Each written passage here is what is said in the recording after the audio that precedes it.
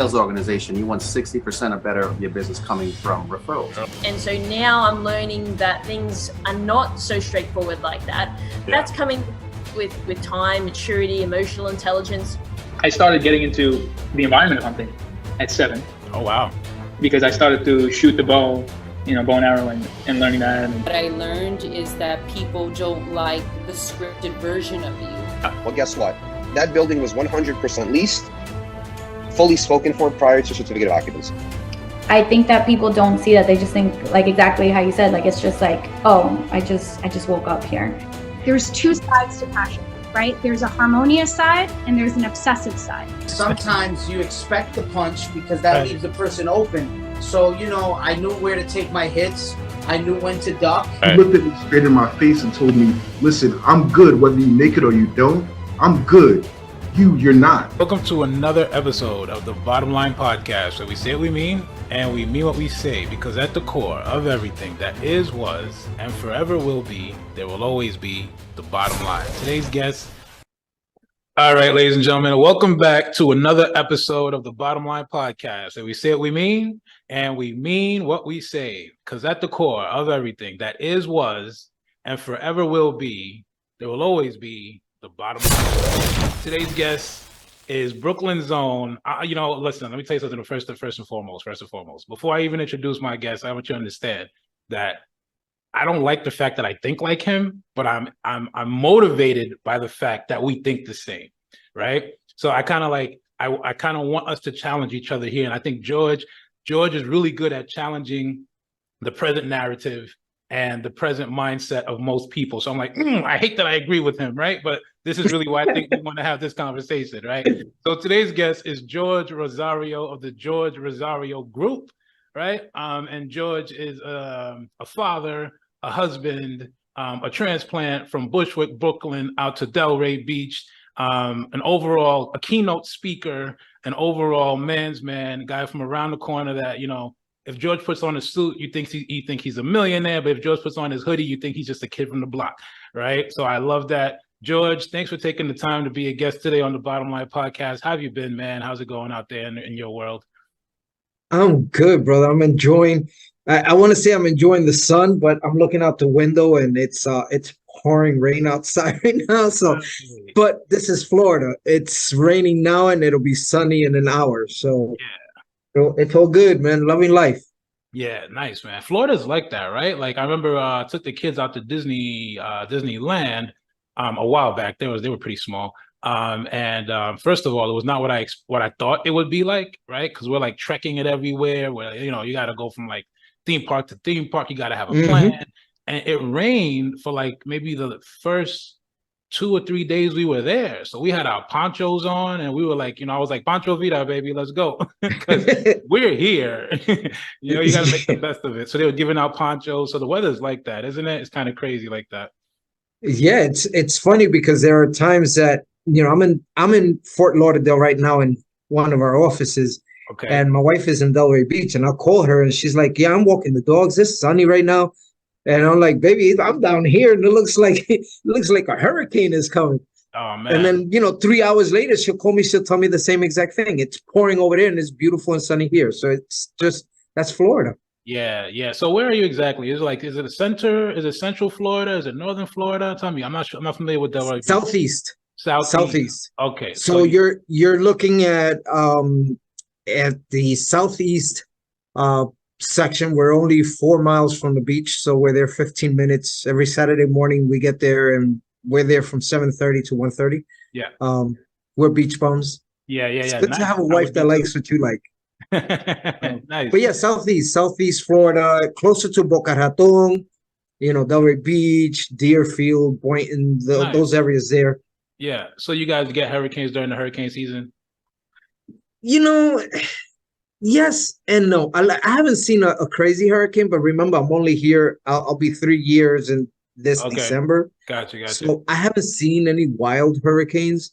There have been wild hurricanes, and they've hit the West Coast. They haven't really hit us. Yeah. And then we're getting rain, but we're getting light rain, and they're getting just torn up over it. So that's good. Oh, dang. Okay. Yep. And we did a lot of work with the people that that suffered all that because they lost their homes. They lost a lot. They lost their memories in their homes. It was pretty bad. It was bad. Yeah. They're still recovering from that.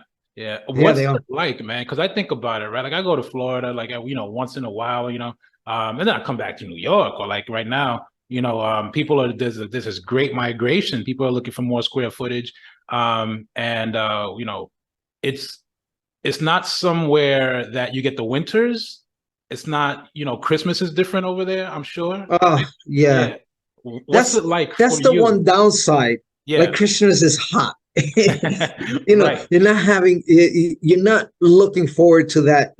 I'm a Dunkin' guy, so you're not looking forward to the Dunkin' Donuts hot coffee or hot chocolate while you're walking to the next event. Yeah.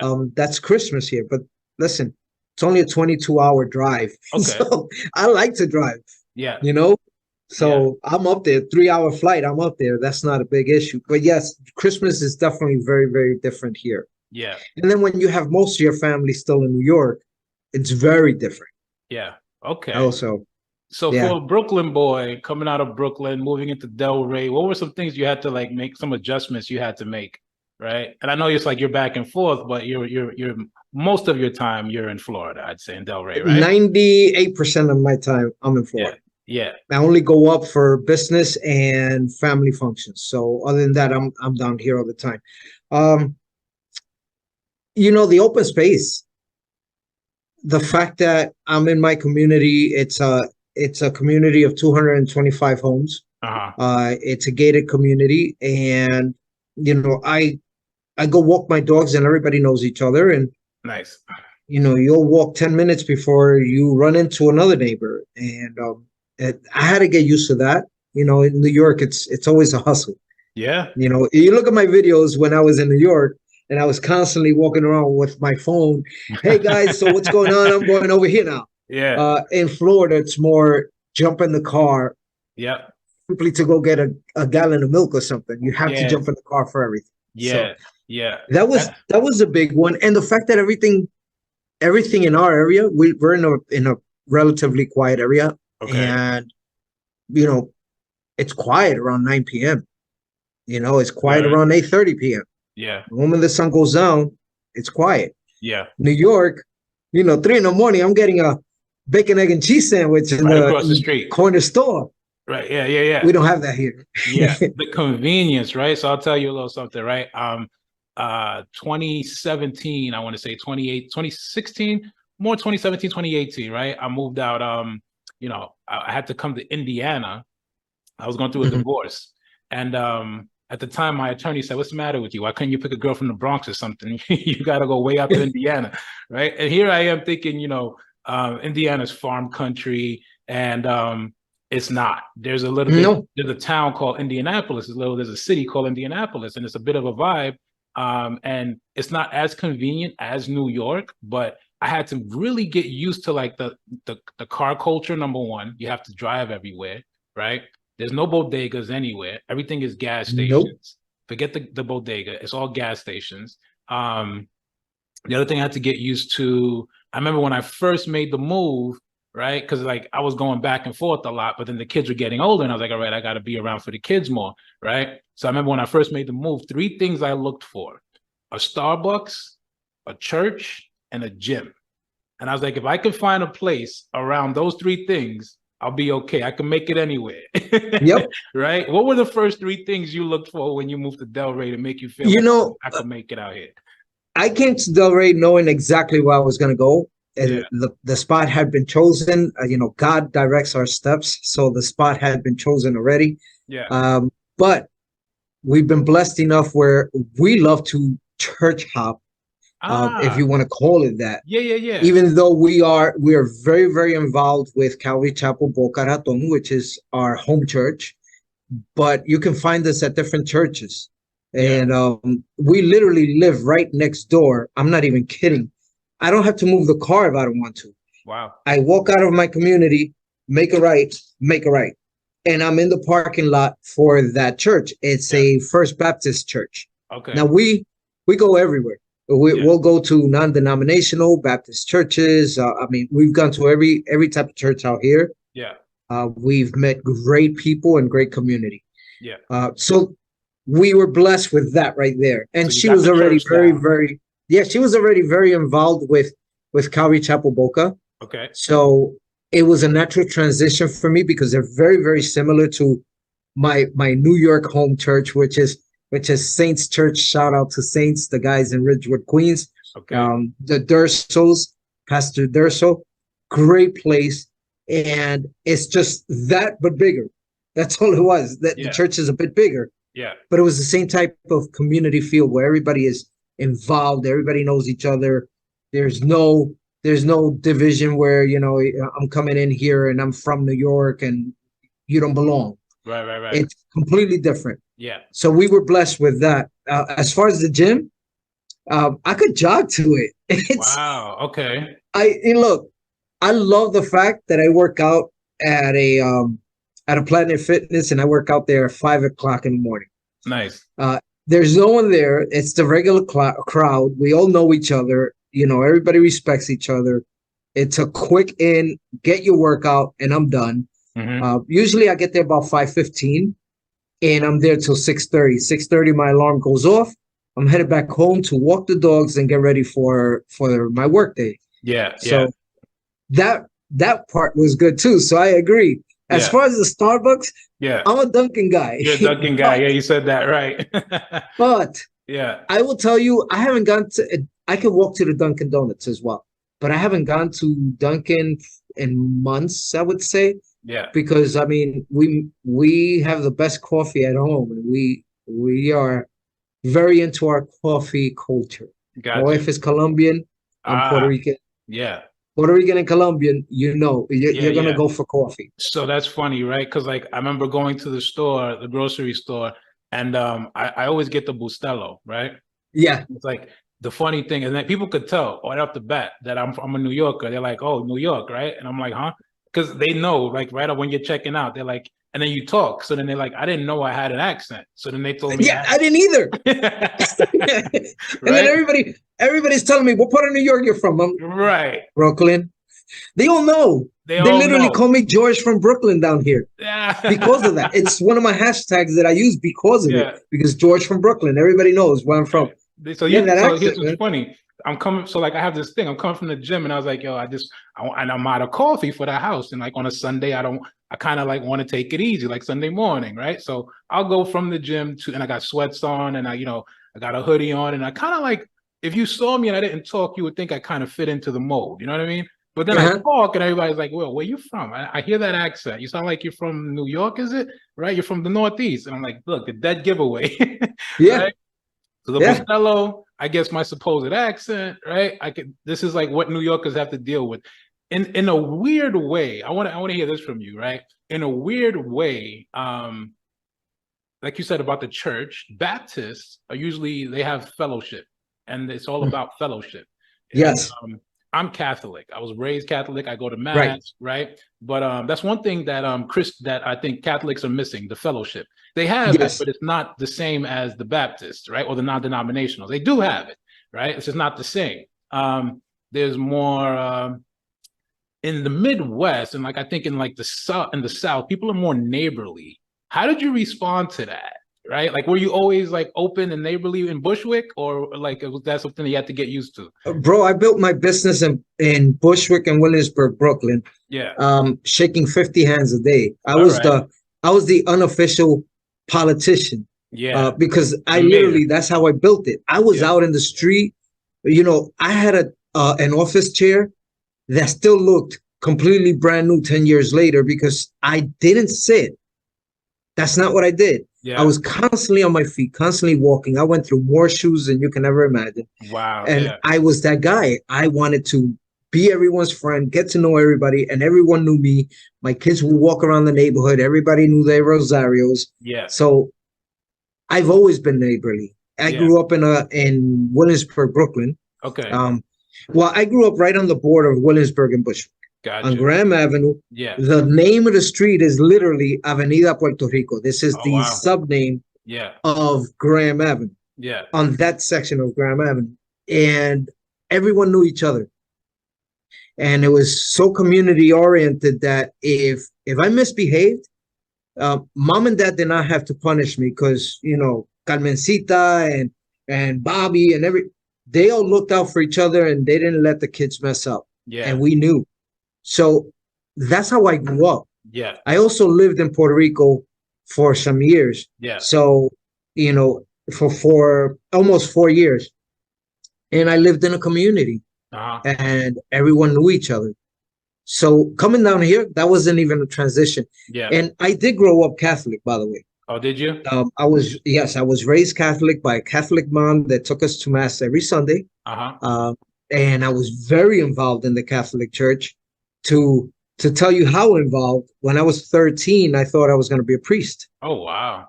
And I had the courage to tell my father, and I'm the oldest. Okay. Of right? how many? So How many? Oldest of how many? It's 3 of us, three boys. Okay. So three natural and like 100 adopted, because everybody was always in our house.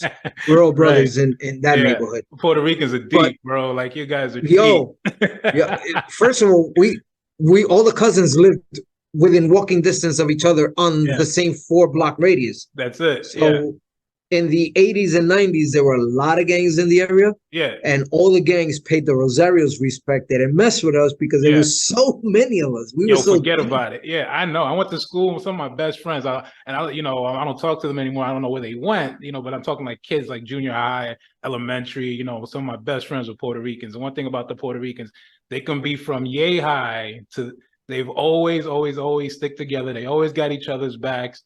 And they're all brothers or cousins or something. And I'm kind of like, everybody's related. Up, you know what I mean? So like it's New York, it's Brooklyn, right? So it's like you're gonna run into a bunch of Puerto Ricans, and it's like there's a brotherhood there. But talk to me a little bit, right? So that you made that transition from being Catholic to becoming a Baptist, but you were about to become a priest, right? Well, I'm not a Baptist.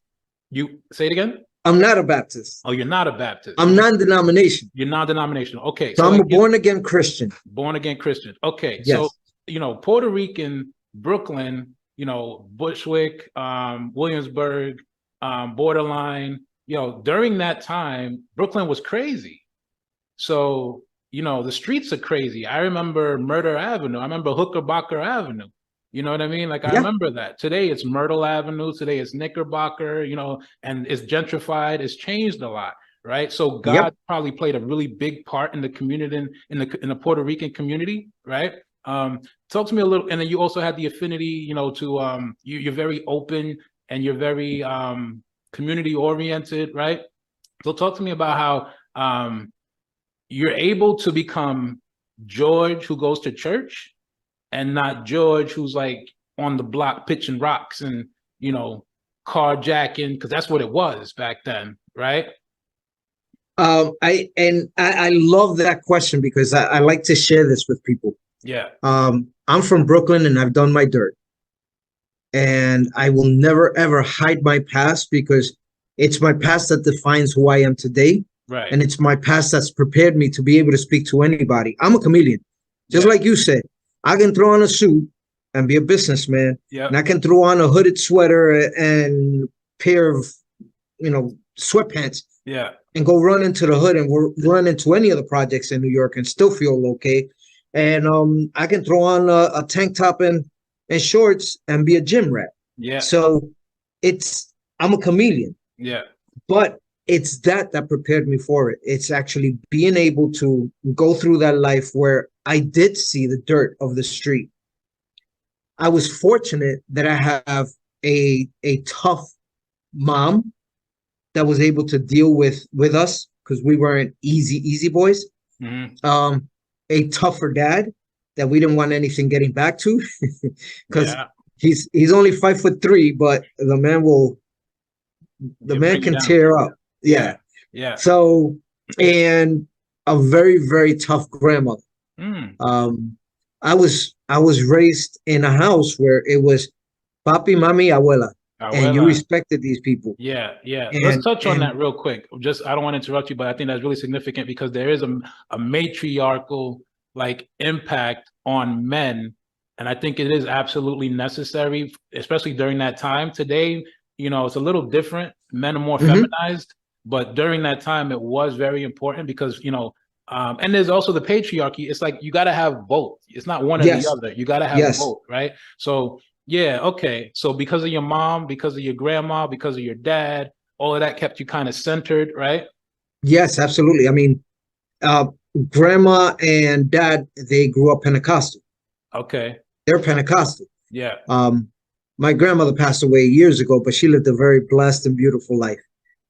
My mother comes from a Catholic family, which most have moved over to Protestant, to non-denominational Pentecostal, mainly Pentecostal. That's big in Puerto Rico. It's either you're Catholic or Pentecostal. Okay. That's what's big in Puerto Rico. Yeah. But what I always longed for was that fellowship that you were talking about. Yeah. And my grandmother would take me to Pentecostal church when I was a little boy in Puerto Rico. And we would walk in, Doña Tina, everybody knew her. They're coming up to me and smacking me in the back of the head. ¿Cómo está? How you doing? This and that. It just, that family area, that's family space where you didn't walk into church and the first thing you heard was, shh, people praying. It was more, hey, what's going on? Go, hey, you know who's looking for you? Go over there. They want to talk to you. And it's that fellowship before service and that fellowship after service. Got it. So that's what drew me to there. It was a tough transition because I was very involved in the Catholic Church. 25. 25. Okay, cool. Yes. Yeah. And I was extremely involved in the Catholic Church. Yeah. Again, I thought I was going to be a priest when I was 13. Yeah. What changed your mind? My father laughed at me. Yeah. My father goes, porque no conoce las mujeres, because you don't know women yet. You don't know women. That was his answer to me. He didn't even take me serious. He was like, porque no conoce las mujeres. And I'm like, okay, Dad, whatever. You don't know women yet. Okay with that, whatever. I really felt calling to share my faith.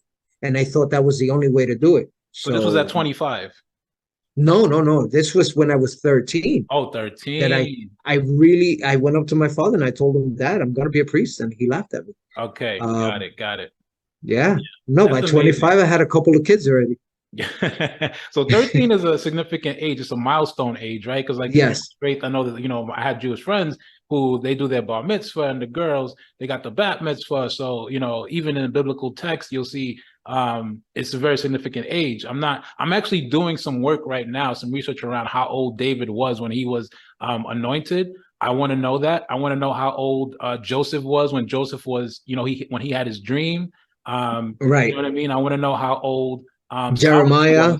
Well, yeah, Jeremiah too, but I don't like Jeremiah's story. Like that guy was always depressed. Like something was always wrong with him. You know what I mean? Like he had no he was hope. giving bad news to share. Yeah, but everybody was. So was Jonah, right? Like everybody was giving bad news. So was Moses. Yeah. But, like this guy was in a state of depression. He couldn't get out of Jeremiah. Like his whole life. I don't understand. So I kind of like passed on that one. But so like a lot of these, like Samuel with the dream, I want to know how old he was when all of them. I kind of want, because I'm trying to figure out if it is at an adolescent age, because I think that's when a lot of us boys, when we were boys, we went through these these growing pains, and we weren't really familiar with what that was, right? But you have this thing now, and it's like you're calling, as a man, as a father, as a husband, as a man of God. I think another thing that you have that you can't get away from is your ability to speak and share your word and like just even speak. You know what I mean? So like as a keynote speaker, I'm wondering how that found you, or how you found it. Did it come from your childhood, from that 13 or from that 25, or is that something that came later? I caught the bug when I was forced to give a speech in junior high school. Oh, junior high. Okay. Yeah. And teachers need to understand they have great responsibility in their hands, because they do shape our lives, whether they like it or not. We were spending anywhere from 6 to 8 hours with them Monday through Friday. It's important for them to understand that they have to put all the social stuff aside and really focus on each child individually. Yeah. So a teacher told me, you're very comfortable speaking in front of people. And I found that I was. the first reaction that I got was laughter, but they weren't laughing at me. They were laughing with me. Mm-hmm. And I caught the bug. I said, man, this is a great feeling. Like the room is really responding to me. So I just started really diving deep. I would read at church. So I was one of the youngest people reading at church. Okay. I became part of the parish council at Most Holy Trinity Church in Williamsburg, Brooklyn. Mm-hmm. So the youngest member ever in the history of that church to become a part of the parish council. Mm-hmm. And as a member of the parish council, you have to speak in front of people. Mm-hmm. I'm blessed with a gift for languages. So I pick up languages very easily. And I've always been fluent in Spanish and English. So I was speaking in Spanish and English. And often they needed someone to speak at the Spanish Mass and the English Mass. Nice. So I would go and speak there too. Mm-hmm. It just started. I don't remember a time where I wasn't in love with speaking in public. And it's finding what you want to speak on. I can speak on any subject, but I say no to certain invitations to speak because if they don't align with my faith, with my beliefs, with my moral beliefs, I don't want to speak there. And I'm very, very straightforward and respectful because look, you can have your opinion, I can have mine. You can't infringe on mine and I will not infringe on yours. You know, that's the beauty of the American society. We have freedom of speech, supposedly, because sometimes who knows, you get canceled. Yeah. I still think we do. I'm going to do it until we don't. And same here. This is why, if you notice, you said it, I put God first on everything and I don't care. And so I'll tell you one thing about faith. I was told by business people that it would be damaging to my business for me to tell people so openly and so eagerly and so passionately to tell people about my faith. And I didn't listen because I'm George. I don't listen. So I said, this is me and I'm not going to hide it. And if you can't do business with me because I'm a Christian, then we can't do business. Because I do business with everyone. And as a matter of fact, I've spoken at Jewish events and they wouldn't even know that I'm not Jewish because I don't push my faith down on people. I simply wear it as part of my identity. That's all it is. The most common denominator I see with you and your content is like, it's always structured around like helping people. Right. And I think that's like between helping people and then there's different ways to help people. Like you could help people by like, you be at the gym, you give them a spot, but you don't talk to them. You know what I mean? And you're like, all right, bro. And then you just move out of there. Right. You don't really communicate. Then you can have like helping people, like, talking to them, asking them questions, or maybe even giving them advice, the mentor versus the coach, right? Giving them the how and then helping them discover the how, right? So I think a lot of it is like, you can still help people. But then I think about a guy like John Maxwell, right? And I think about a guy like what's his name? It's skipping me right now. Miles Monroe, right?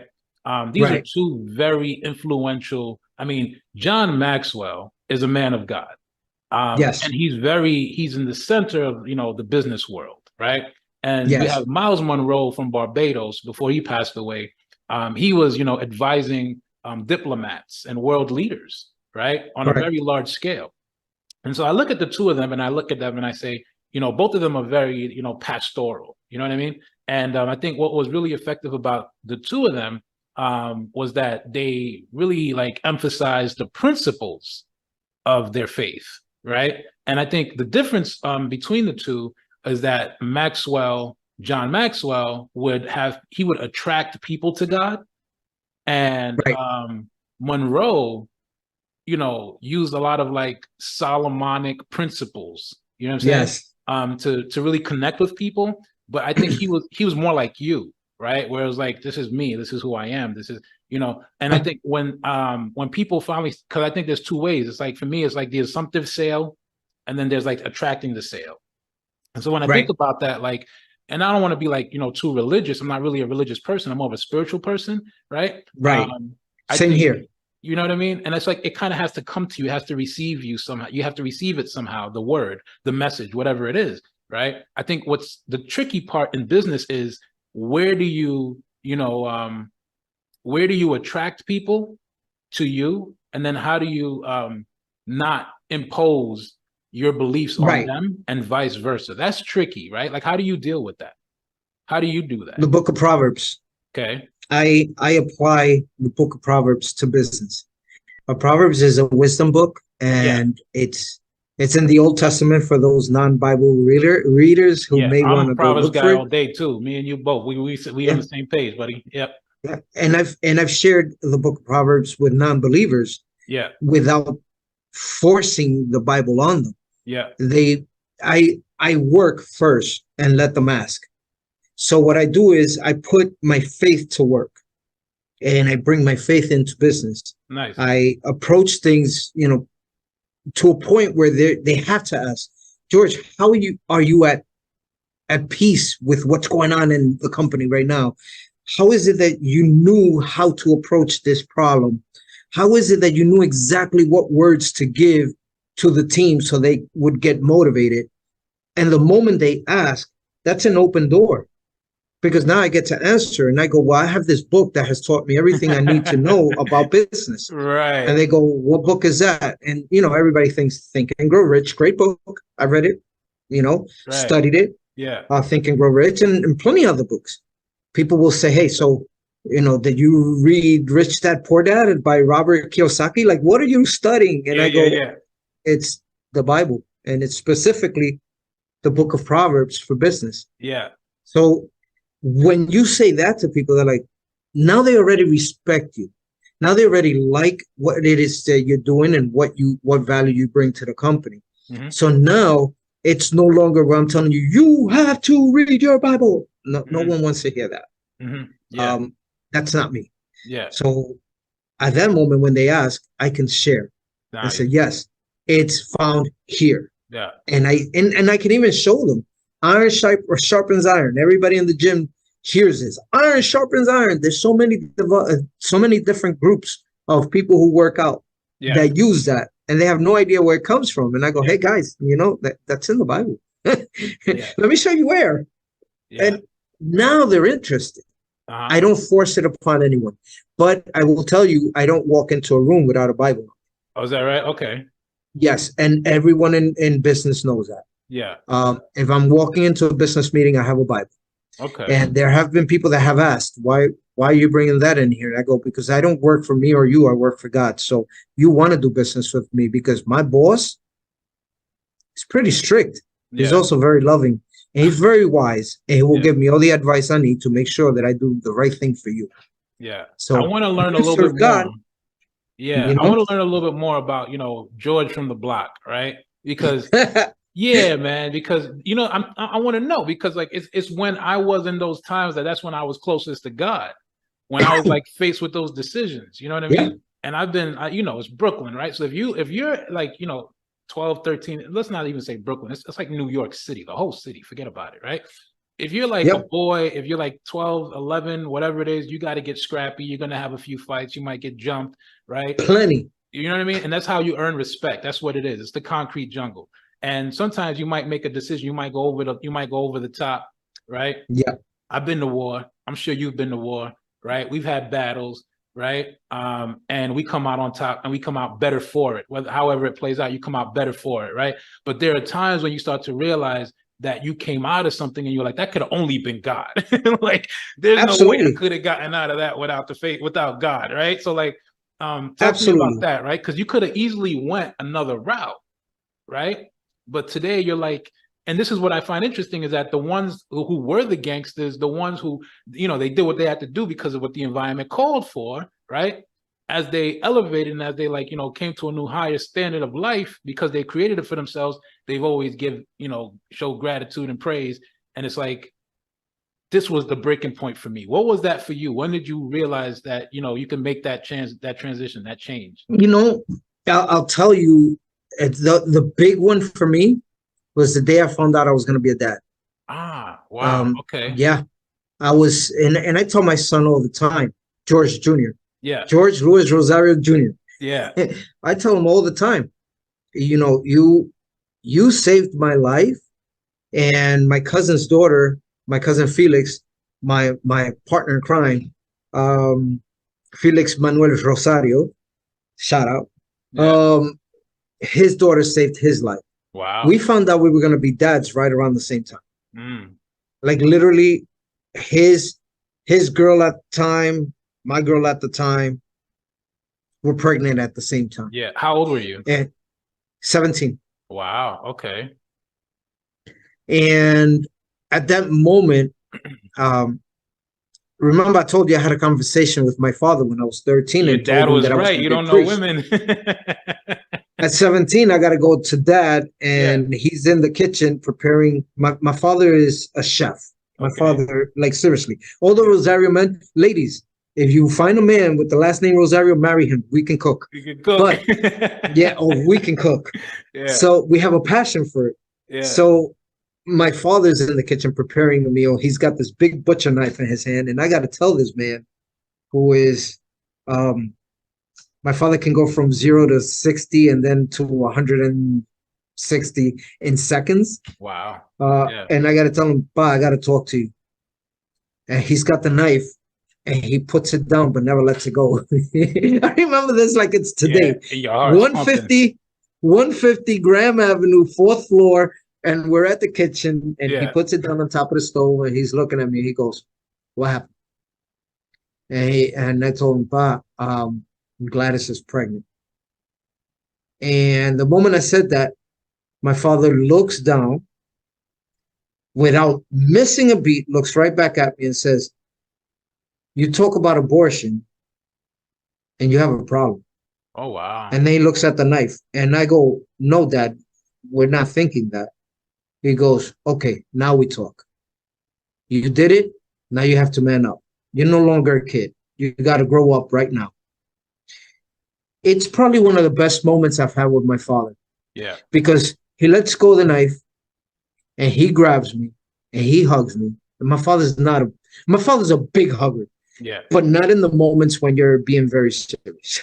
He's a hugger where it's like he constantly hugs us. Got a lot of love to give. Yeah. Yes, and my kids and my grandkids. He hugs everybody.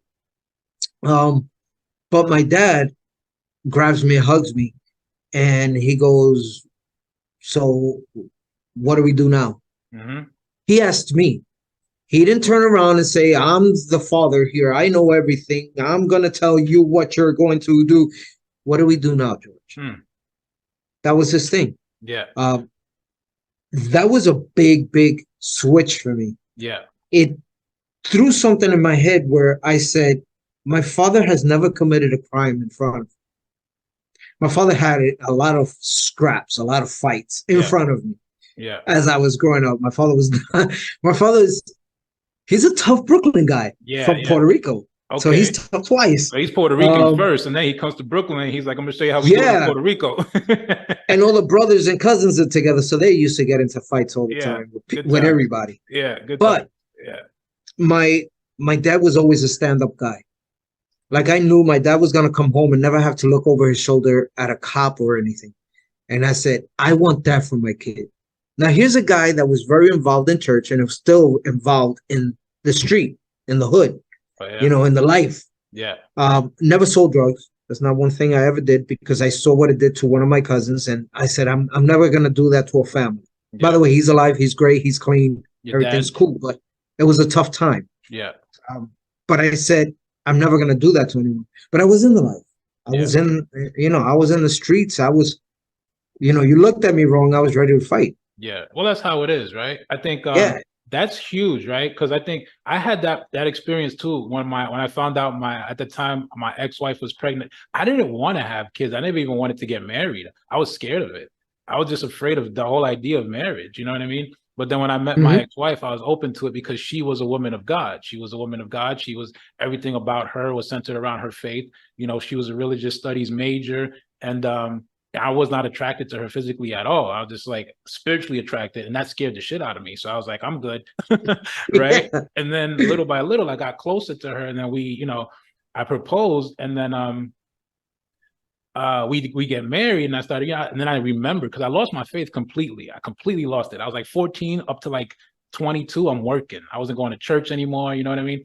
So like, I didn't even know I was Catholic. I didn't even know what church to go to. I was like, what's the point? You only go to church on Easter because mom said so. Otherwise, you don't get to eat mom's cooking. And you go to church on like Christmas because mom said so, right? CEO. You know Christmas and Easter only. CEO. Yeah. You got it, right? So those are the only times that I went to church. And then my sister passed when I was like 16. So I went to church on Halloween because she passed on Halloween, right? So I would literally go to church 3 times a year. That was it. But when I met my ex-wife, you know, I wanted to marry her. I said, I got to do this the right way. All of a sudden, I started talking to my mom. I started talking to everybody. And they're like, you know, you're Catholic. You were baptized. You can go to the church. We could do it there. I'm like, oh, that's right. I'm Catholic. Right? I am baptized. And I started to find my faith. But then when she told me, all right, so when we got married, we do the honeymoon. She comes back. She's pregnant. And then we did the ultrasound and all. We found out we're having a boy. And that's when my whole life changed, right? Yep. It changed before that. When I was 14, I can write a book, bro. I could write a book. It happened to me multiple times. Like it happened at 14 and I deviated. It happened at 16 and then I deviated. It happened at 19 and then I deviated. And then and then maybe like 3 or 4 years later, like 22, 23, I meet my ex-wife and then I was like, stayed on track. And then recently, 2016, I get divorced and I've been literally for the past 7 years, no lie, hand to God, I've become like a Muslim. I pray like 5 times a day. You know what I mean? I'm praying in like everything that I do because I was like, what I realized is that I was far from God and I had to be isolated and have everything taken away from me so I can get close to God again. And I haven't deviated since. I've been on the path since for the past 7 years. You know what I mean? And that to me speaks volumes because fathers right now are struggling. Fathers right now need direction. And I think a lot of, you know, especially men and then who aspire to become fathers, but we look to the wrong place. We look to women when we should be looking to God, right? Our Heavenly Father. So I like that you said that because I can relate to that. But then, like, what does that mean? And then you also had the example to follow from your dad, right? So your dad, the key players, your mom, your dad, your grandma, right? A good support system of, you know, the family support system. What do you say to people who don't have that, who don't have the male influence, who don't have the father, who didn't grow up around the father, right? Who didn't grow up around the abuela, right? You hit on it right now. The biggest problem in society right now is men being raised by moms and not by dads. A lot of the kids today don't have a dad around. They don't have that example where, you know, dad, my girl's pregnant, and having that response from dad. You know, having a dad that will tell you when you screw up and will call you out on it and will reward you when you do well and will celebrate that. So I tell people who don't have that support system, I find it in church. Plenty of people find it in church. My father went through a couple of years where he wasn't a part of my life. And he deviated from the family for 2 years. And in those 2 years, I had to do a lot of growing up. And this is before I was a man, before I found out I was going to be a dad. I had to learn to be a man for my little brothers. I'm the oldest. And I found the greatest support system in church. And it's unfortunate that when you say that, it turns people off. Because, you know, we've been painted as, you know, if you're a Christian, you're either racist or you're sexist or you're somethingist. There's a ist at the end of the description for you. Right. And it's absolutely not true because, I mean, I'm as deep into the Christian faith as anyone that should be. And I honor my wife. You know, her name to me is my kingdom queen, Claudia. That's my queen. Yeah. And there's a lot of men that don't know how to be a man, how to be a father, how to be a provider, how to be a protector. Yeah. How to be a leader of the household. Yeah. And society is telling us that those things are wrong. Yeah. That you cannot be the man of the house because that's sexist. That you cannot, you can't force I'm going to be the provider because that's sexist. And, none of that is true. Yeah. Two questions for you. Do you guys, Puerto Ricans, man, I love my Puerto Rican people. You guys, my Puerto Rican brothers, my Taínos. Well, you got to love it just for the food. My Boricuas, I love you guys, but you guys are out of control when it comes to dancing. Like, I used to date a Puerto Rican girl, and I was like, yo, I'm good, because I can't do that anymore. Like, it's a workout. You know what I mean? It's cardio. Salsita. Shout out to my man, Yul, right? Yul, when I was 15, we used to do Casablanca. I don't know if you know Casablanca. I used to be out in Sunnyside. Of course. So I was a promoter for Casablanca when I was like 15. And I used to give out parties. It was like Team Metro. And I had this guy, his name was Yul. Yul was about 250, maybe 300 pounds. Big guy, 6'2", and the guy could dance. Now, if you saw him, he couldn't fight for his life. Yul would run away from a fight. Big guy, but he would run away, right? But he could dance. He knew how to romance the women. He was half Colombian, half Haitian. And he could dance salsa. He grew up around Puerto Ricans, and he could speak Spanish really well. I think Colombians and the Spanish from Spain have like the best Spanish. No slang. It's like textbook. It's like perfect Spanish. Yul spoke that way, and that's how Yul was able to get women. And Yul showed me the power of leadership. I was 15. He showed me the power of leadership through dance. And the way he spun these women around, nobody stood a chance. You didn't want to dance with a woman after Yul danced with them because you could not get to his level. So it's kind of like you warm them up, and then when Yul comes in, he steps in. He's like, can I cut in? He's got this woman going up. He's up the steps. He's down the steps. He's around the table. He's doing all kinds of tricks. And I was like, what I realized as an adult, and I actually realized this going through my divorce, was that there was a struggle for leadership in the home. And I see that today even more so.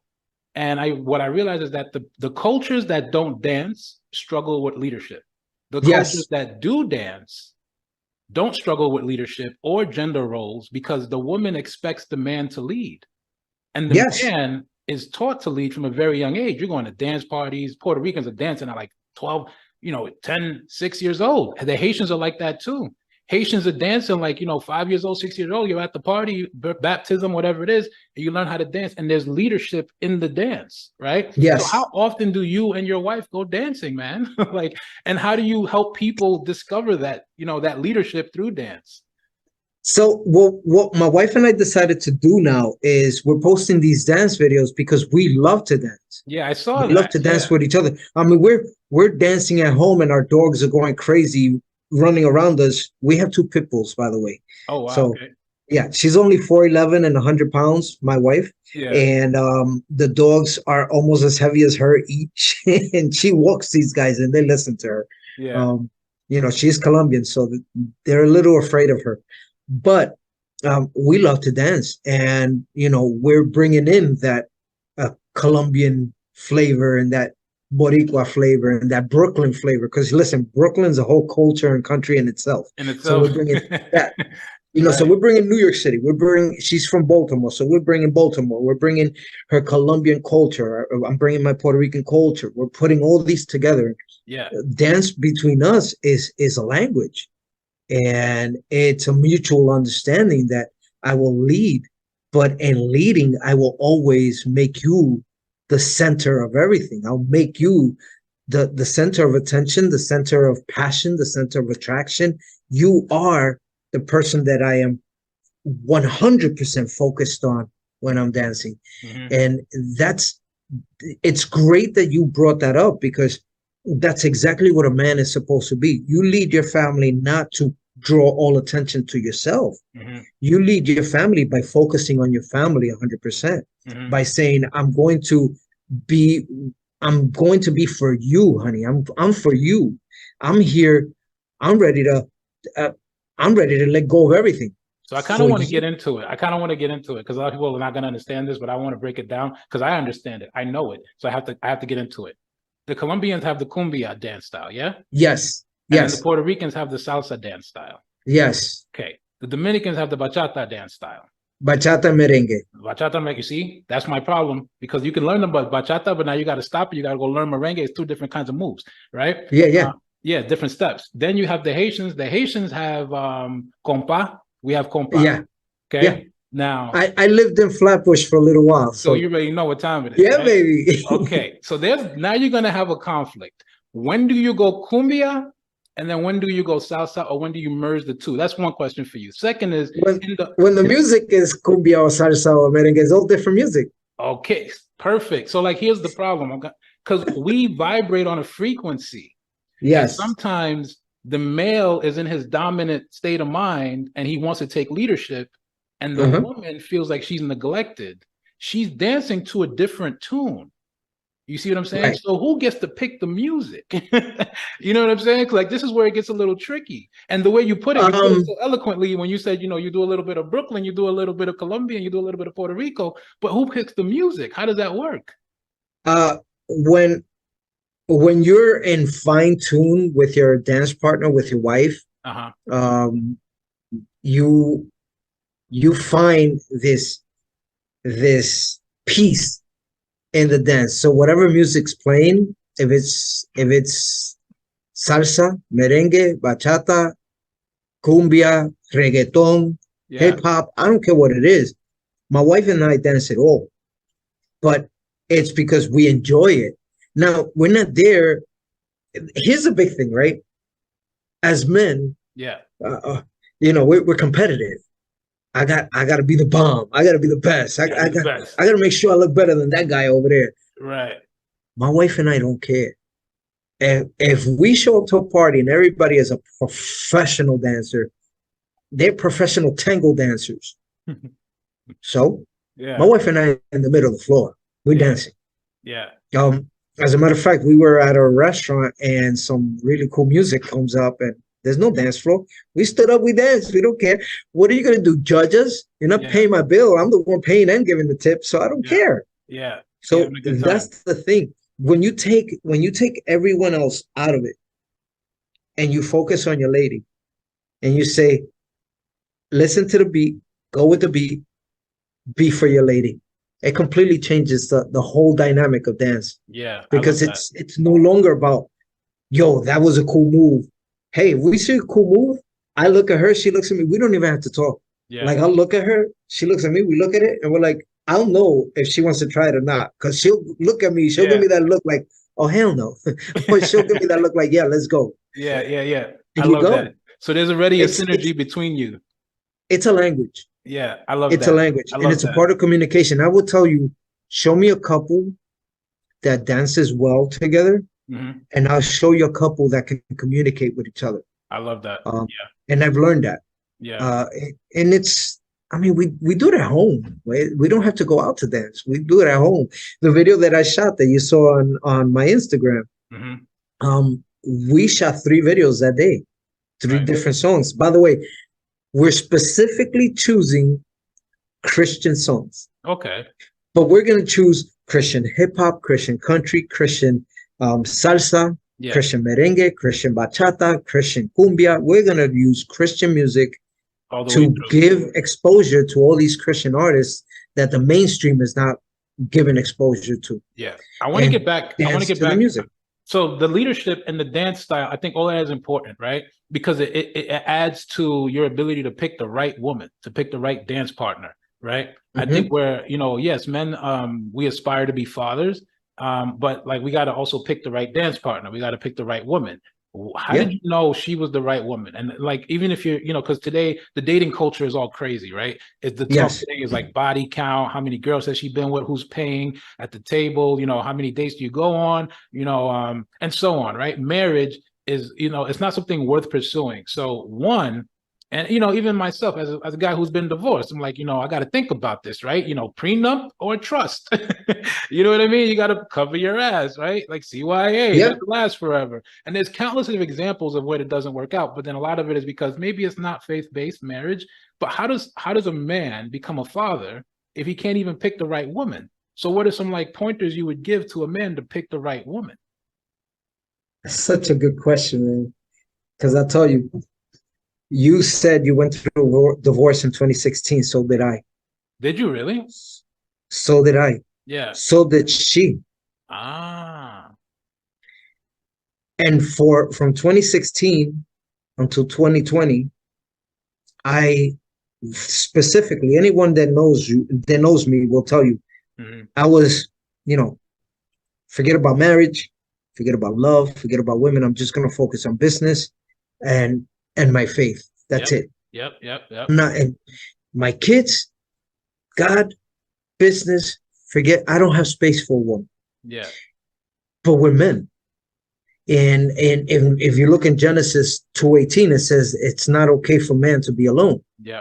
And it's because you have this yearning to be together, to come together and consummate a marriage. It goes beyond sexual. It goes into emotional, physical, mental. It's just spiritual. It's a part of who we are and how God created us. So after saying no, forget about this, forget about that, and there were opportunities, and I said no. I just didn't want to know about love or even physical touch with a woman. I was done. Yeah. And then when God puts it in your heart and you're constantly hearing it, and here I am telling people, believe in love, believe in humanity, believe that everyone has a spark of love and a spark of God within them. But I was saying, no women, I'm never going to get married again. I said a very simple prayer. I gave God a challenge. I said, hey, God, Heavenly Father, if you don't want me to be alone, I want a woman that loves you more than she loves herself or me. If she loves you more than she loves me, herself, the world, money, fame, power, whatever comes along with that, I want her to love you first. That will be the woman for me. And interesting enough, immediately, I'm talking about God works like that when it's a real prayer and when it's a worthy prayer. Yeah. And immediately, I met Claudia. And I met Claudia, who was already living in Florida, and I was living in New York. And we're both in the real estate industry, in the real estate world. And she was looking for top producers to interview for her podcast. Oh, okay. Nice. Now, here's what's interesting. I found her because I saw this really cool post about a condo in New York with New York and Florida with a great view, and I replied to it. And one of her interns was going to reply, and she says, no, I'm going to reply to that guy. Yeah. Look at how God's playing chess, bro. He's not playing checkers. Yeah. So he's got a full hand in the game of poker before you even deal. So he's ready to go. He was waiting for your prayer. He was holding that hand. He was just waiting for your prayer. That was it. Yeah. And the moment I prayed, I see this apartment. I write, hey, that's a view that I would love to have. Yeah. And she turns around and contacts me, and then we start talking. All business, 100%. 100% business. And she says, look, I'm looking for people to interview for a podcast. I love doing these. Love it. Yeah. So let's set things up. Let's talk. The moment I saw this woman, and it was not physical. I got to tell you, she's from 1 to 10, she's 1,000, but it's not physical. I saw her and my spirit recognized her. And I saw that she had a relationship with God before she even told me. I will never be able to explain it except but God. So I see her, I recognize her, I'm like, oh, you're good. Yeah. That's my wife. I said it. I said it to God. That's my wife. Wow. And sure enough, we spoke a couple times afterwards, and here I was. I was in already. That's my wife. When will she know? So that's amazing. Yo, George, so that's amazing, right? But my mind is first of all, congratulations. I just felt that. I got chills when I heard that. You know what I mean? Amazing. Hand to God. God blessed you in that way. But we are here on earth. You're living in the kingdom, brother. You're living in the kingdom. You're physically 100%. Here on earth, but you're spiritually in the kingdom. And you're just trying to do your best to bring the kingdom to earth. I'm with you 100%. I get that from you. But we are here on earth, right? So a successful man is thinking, number one, they're not thinking to pray for the wife because they're not even close to God. One. Yep. 2, they're thinking, how do I protect my assets? 3, they're thinking about not just one woman, but maybe 3 or 4 women, right? That's what they're thinking, right? And then you have whatever's out in the ethos right now, whatever's out in the air, on YouTube and like on TV shows, on Netflix, right? Where people are seeing. So it's kind of like, it's really, really hard to get to where you're at, So were you afraid of, I guess, the failures that you had in your past marriage repeating themselves again? Were you afraid of protecting your assets? Were you afraid of having to give half away? Did any of that cross your mind? First of all, forget about giving half away. In my divorce, I lost it all. You lost it all. 100%. And the toughest part is having children that have to go through that. Yeah. How old were they? My kids now are, Andoni is a senior in high school. Yeah, congrats. Nice. Yep. And then I have Emanuela, who is a little teenage girl, young girl. And then I have Evangelia, who is an 8-year-old. Just turned 9. Nice. Congrats. I have an 8-year-old. My daughter's 8. My son is 11. So when I went through my divorce, my son was 3 going on 4, and my daughter was about 18 months. So it was rocky on the kids. It was very rocky. Very. Yeah. So like, I'm wondering, like, were you thinking about any of those things, like losing any and repeating that? My main thing is that never before, I always went after, man, she's a hottie. Yeah. Like, wow. Yeah. Come on, we're men. Physical attraction. We sometimes the blood stops flowing from here up. we're thinking with everything else, it's what I did. So here's a man of God thinking with the wrong spirit. Right. This is the first time that I asked God to find my wife for me. Amazing. And it's the first time that I asked God simply for a woman that will love him more than she loves herself for me. Yeah. And when I met Claudia and we started speaking, and we finally reached that point where she recognized it, it was because we were already speaking about God. We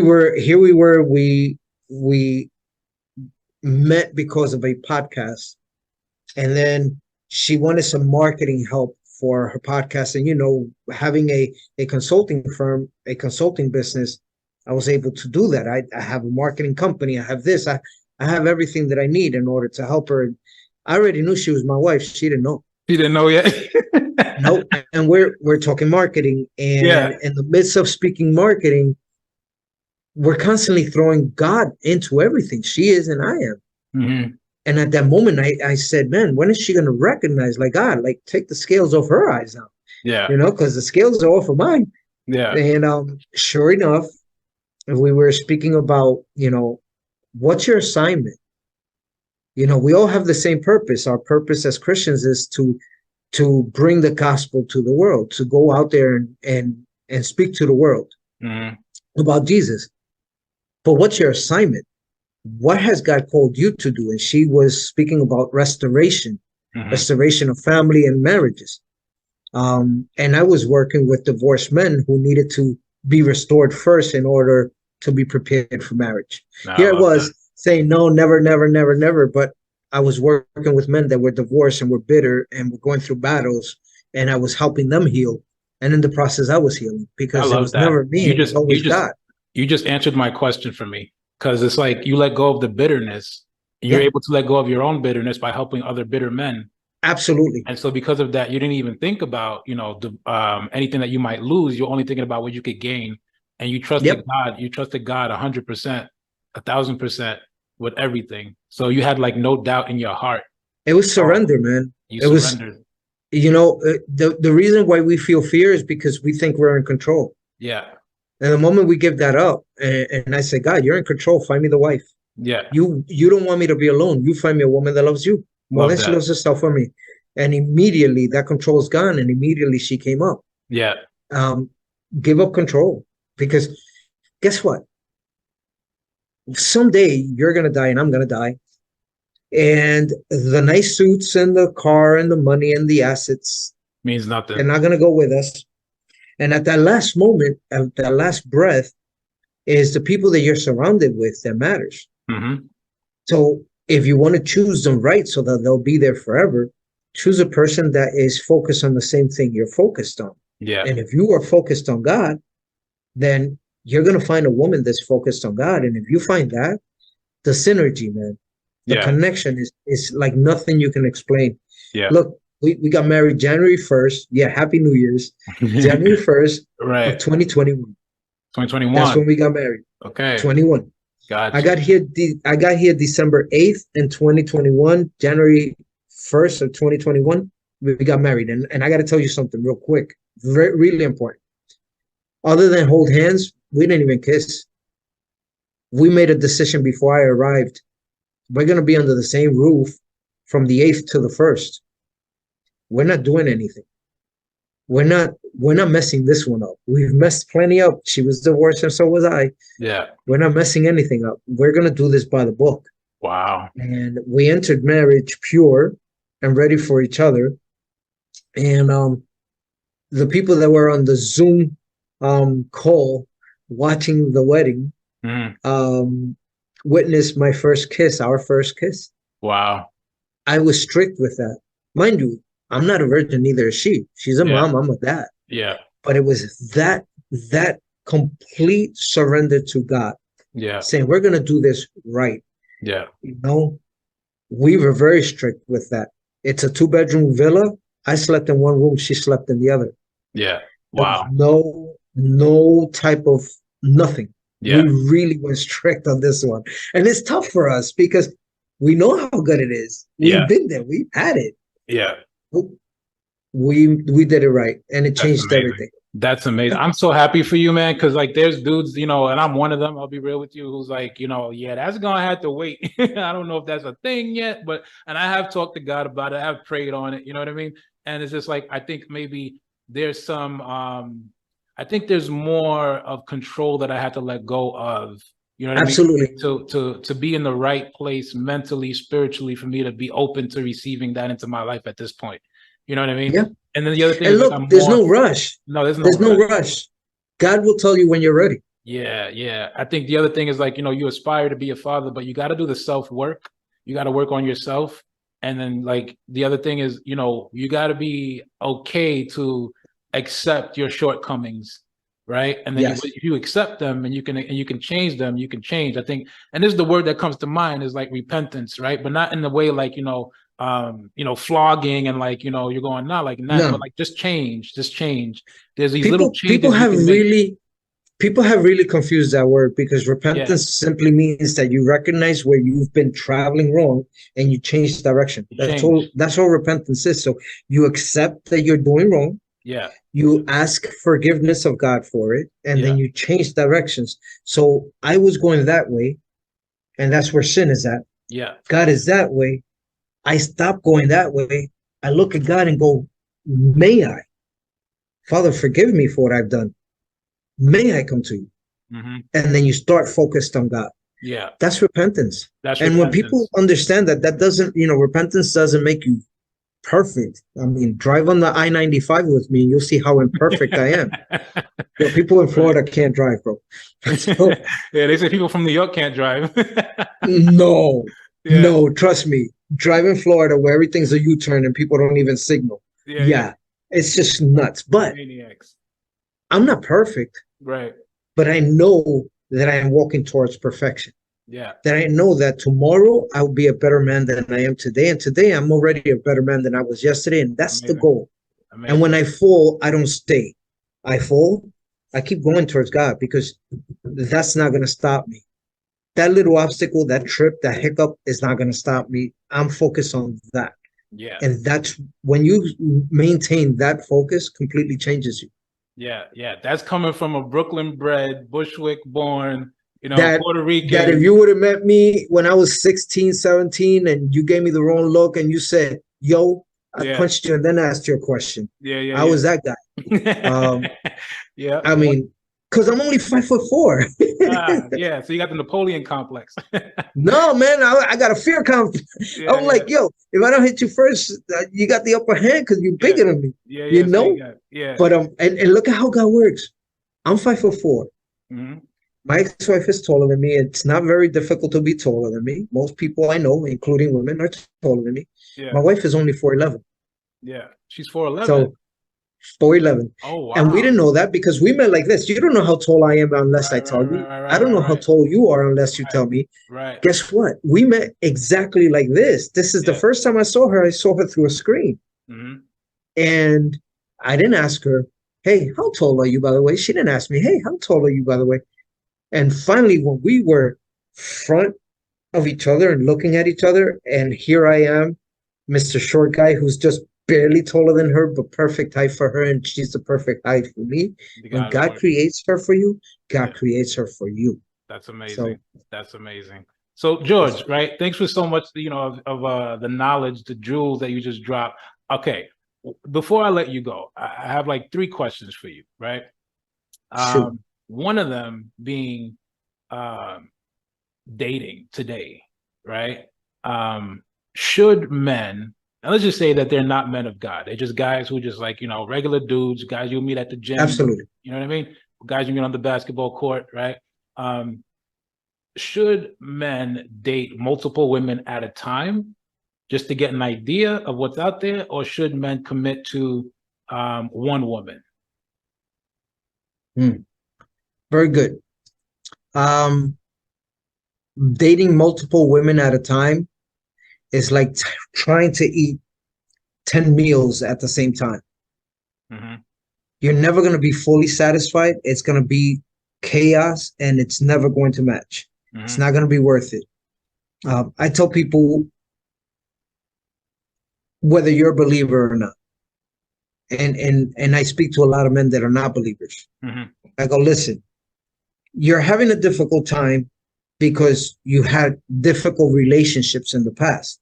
Mm-hmm. And at that time, you were with one woman and she was a headache and you guys had bad times, right? Yeah. Why would you take on 3, 4, 5 headaches at the same time? My logic, exactly. Yeah. Like, bro, focus on one. Yeah. And if she's not the one, move on to the next. Mm-hmm. But that's when I'm speaking to a person who is not focused on God. Mm-hmm. For men that's focused on God, focus on God. And find yourself a woman that aligns with that. Yep. I tell men all the time, and this is whether you're a believer or not, Mm-hmm. fix you first. 100%. Fix you first, bro. Yep. Because my wife, who counsels women, tells the women, fix you first. 100%. You can't be a husband to a wife if you're not a husband when you're single. Mm-hmm. If you ain't husband material when you're single, you're over here sleeping with 20 women at the same time. Once you're married and now you're like, I'm just with her now. Yeah. And that first fight happens, you're going out to one of those 20 women. Yeah. Be a husband first. Right now, you're a husband to you. Yeah. Be a husband to you. Respect yourself enough not to be the guy that's out there with, yo, let me show off to all my boys. Yo, I was with this shorty this month and with that shorty last week. And I had two on Sunday.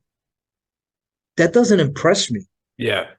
And when you become a husband first, yeah, then you look for a woman that has become a wife already.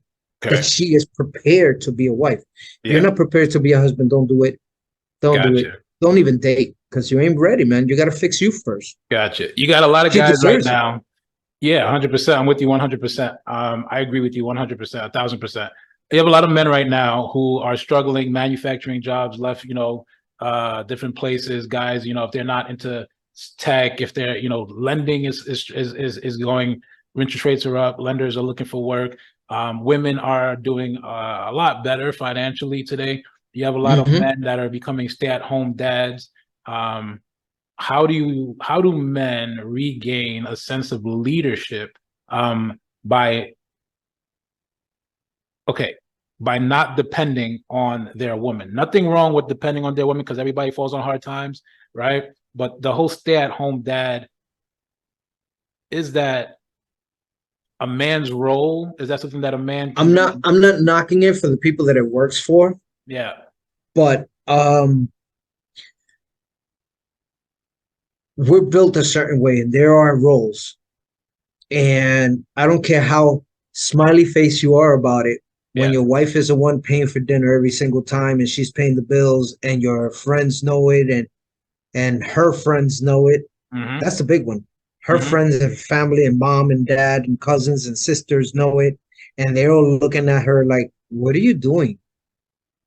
Why do you have this mantenido? It's hard to translate it to English. A kept man. What do you have a kept man? Like a man that's just home and does nothing for you. Say it again. Say it again in Spanish.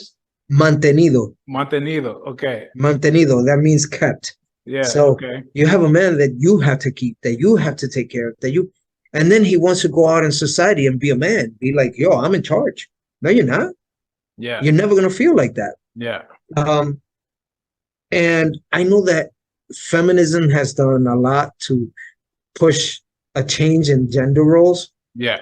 But the truth is, and I know this may offend some people out there. Yeah, go for it. But I'm George. I'm George. I'm from Brooklyn, baby. Yeah. I don't care because I got my woman, so I don't care if I offend them. No. He's trying to help you out. He's trying to help you out. Yeah. Ladies, if you have a man that all he wants to do is stay home and play video games and take care of the kids, and you're out there working, and you're the only one supporting your man, and you're the only one supporting this marriage and supporting the future, there's an issue there. There's an issue there because, first of all, your children need you. Second of all, your husband needs you. And third of all, you're going to meet men that are a lot more successful than your husband. And they're going to start looking, whether you want to admit it or not, they're going to start looking a lot more attractive to you. Yeah, yeah. Than your man at home. Yeah. I will tell you, I'm the head of the household, but my wife and I provide together. Yeah. Our business is GC Rosario Group, George and Claudia Rosario Group. Gotcha. That's our business. Yeah. If you look it up, the first picture that pops up is my wife and I holding each other on our wedding day. Yeah, yeah. Because we're a partnership. Because right now, she's at home creating content.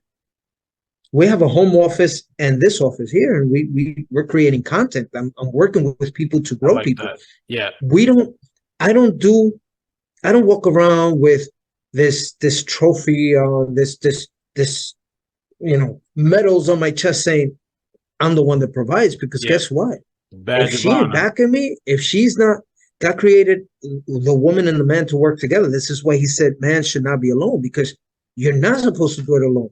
Yeah. My wife is my greatest supporter, my business partner, my everything. Yeah. So yeah, you should not, guys, get off your butt. Get off your butt. Yeah. Come on, man. Come on, man. Yeah. Like it may be fun for a couple of months until one of your boys goes, "Yo, bro, like you ain't even a man. You can't even. You want to go out with us to go shoot pool, and you got to call wifey to give you money for it. Like, dude, serious? That's the issue. Yeah. So I tell, and I'm just like, not to throw shots at anybody, but you got to work from home culture today. You could be remote. You could come up with something. You could watch a YouTube video. Absolutely. Digital marketing. You can have like a remote business. You got to find a way to generate income. You know what I mean? And absolutely, you just have to find a way to generate income, and then little by little you will regain your leadership. But I'm 100% right. I'm 100% with you right there, bro. I have a friend, one of the brothers that I've mentored and coached, and he lost his job in 2020. Lost his business, not his job, his business in 2020. Yeah. His wife was working at the time. For 8 months, his wife was the only income coming in. And those 8 months, he was preparing himself. And now he's making 6 figures with bow ties. He sells bow ties and makes 6 figures. Nice. He found a way. There's a way. And guess what? His wife is his business partner. Yeah. I have another friend who he put his wife through school. Mm-hmm. She became a nurse. He then stayed home preparing and started going to school. Yeah. While his wife worked as a nurse. Yeah. She put him through law school. Nice. Now, a nurse and a lawyer. Great income. Yeah. A very comfortable lifestyle. Children that are very happy, and a husband and wife that knew, baby, you had my back and I had your back and we have each other's back. That's a marriage. Yeah. Because everybody thinks, oh, I'm the provider. No, I can't do it if my wife ain't helping me. It's a team. Yeah. So it is a team. It's a team. So like the other thing I think that I realize is there's resentment and there's respect. You know what I mean? So like if you're staying at home all day, like she's gonna still pay the bills, she's gonna do all of that. But there's a lack, she's not gonna respect you as much. Maybe she does respect you a little bit because you're God's child, you're a human being, you're her man, you guys have been through some things together, but at the end of the day, there's gonna be less respect. There's gonna be a little bit of resentment, right? So like it's on a scale. Right. So if you want to increase the resentment, stay home, be that stay-at-home dad and just depend on her all day. But if you want to increase the respect, you got to make something happen. You got to get off your butt. You got to, you know, figure it out and invest in each other, like you're saying, right? So that you can have more respect for each other. The last question I have for you, and you're really helping a lot of people right now, I'm telling you, just by me asking you these questions. So thanks for taking the time to do that, man. Absolutely, bro. The last question is, you know, right now there's like a big, it's a debate, it's debatable. There's a lot of contention around guys who are quote unquote insecure because they don't want their women to have male friends.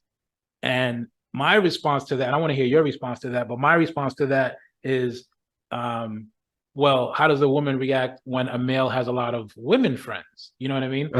So like, I want to know what you would tell men who, again, who are not on the path that you're on, who want to be on the path that you're on, about keeping friends of the opposite gender. I have no female friends and my wife has no male friends. We have friends. Her friends are my friends. My friends are her friends. Yeah. And I will tell you one thing, and everybody in business knows this. If I'm going to do business with a woman, and you know how we are, let's do coffee, let's do lunch, right? Yeah. There better be a male partner there or someone else there. I am not going to do a one-on-one with any woman because that's honor that I give my wife. And if there is no man to join us or someone else to join us, my wife is going to be there because she is my business partner. And I say this openly. You know who gives me the most respect out of that? Women.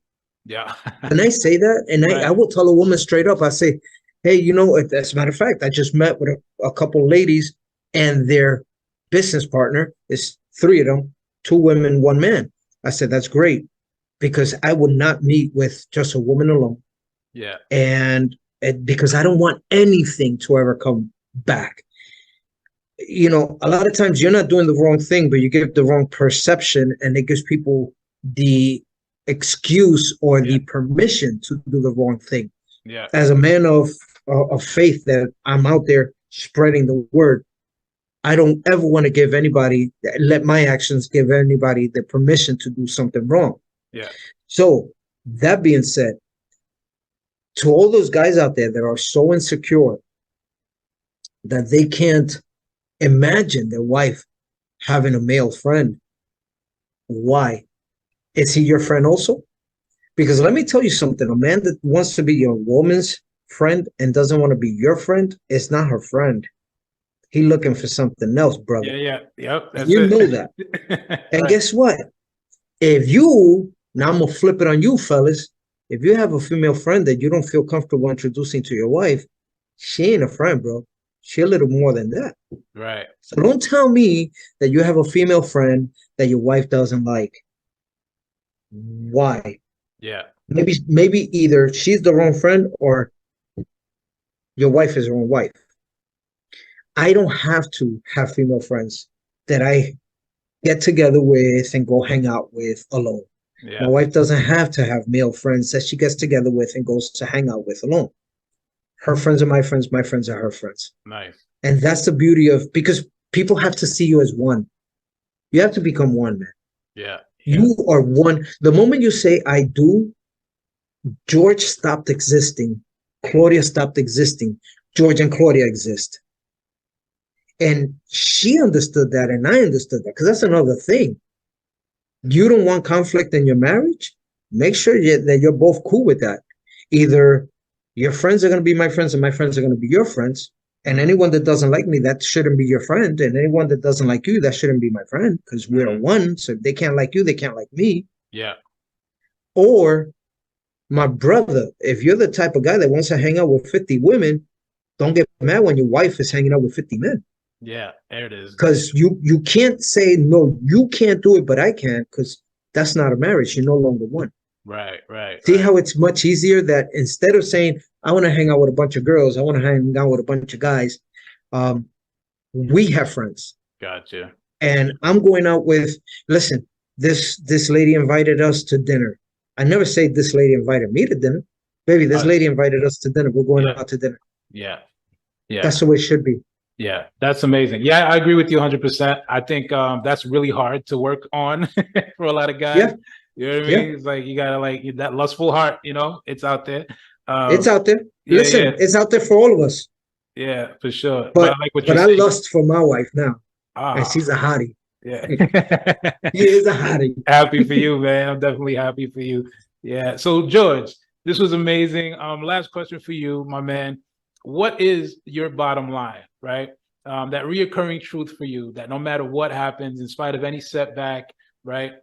Things don't work out for you. You go back to this truth, right? And it serves as rocket fuel for you to help you get to the next level. What is that for you? What's your bottom line? Simple, man. I've made it here because I'm a survivor. So think back on your past. Think back on those moments that you were in the middle of a storm. Things were crumbling around you. It didn't kill you. You're still here. Yeah. So you got to think about that for the future. No matter what I'm going through today, tomorrow, whatever I face when I'm 100, I'm going to live to be 108. I already decided that. Yeah. 108. That's what I want to live to. 108. If things come, and they will, problems come and they will, remember that you've already survived a bunch of them. So just keep moving forward and keep surviving, and you'll see that it's not as bad as it seems once you go through it. Nice. Don't stay in it. Yeah. That's my bottom line. Don't stay in it. Don't stay in the problems. Yeah. Just keep looking forward and smile, man. Smile. Work out, people. Get your body up. This is a temple of God. Take care of your bodies. Temple of God. Yeah, for sure. Yeah. If this is a temple that God has created for himself, for him to exist within you, my brother, my sister, you got to take care of them bodies. Stop eating all that junk food and all that processed food and go to the gym. You know, watch how good you feel about yourself and about God. Yeah. So I hate that I agree with everything you say. Like, I hate that I agree with everything because I can't debate you or push back on any of it. And I will at some point, but I agree with everything you're saying. You know what I'm saying? So I'm glad that we have the same principles, the same. Yeah, definitely push through it, man. Push through it, right? Because you'll get on the other side of it. I appreciate you made it here this far. How many things did you push through? Yeah. Keep going. I agree with you 100%, man. That was a good conversation, George. I think you helped a lot of people, even without imposing your faith, just by using what works for you. You're just literally saying what works for you, what has worked for you, right? And I think a lot of people will benefit from hearing this conversation. Where do people find you, George? You can go to gcrosariogroup.com. All our information is there. GC, George and Claudia, rosariogroup.com. And if you want me to speak at any event, georgerosario.com. Yep. You just got to find me there. I'm everywhere on social media, so they'll find me through those pages. They'll find me on social media. georgerosario.com, right? Or Google my name. I'll pop up. Yep. And he's also on Instagram, right? So you can find him on Instagram. I follow all his stuff on Instagram, right? And I gotta tell you, it's good, positive vibes coming through the feed, right? Every single day, right? So George, this was amazing, my man. Thanks for taking the time. I look forward to, maybe doing this again. We could talk a little bit more about fatherhood. Ladies and gentlemen, this was the Bottom Line Podcast, where we say what we mean and we mean what we say, because at the core of everything that is, was, and forever will be, there will always be the bottom line.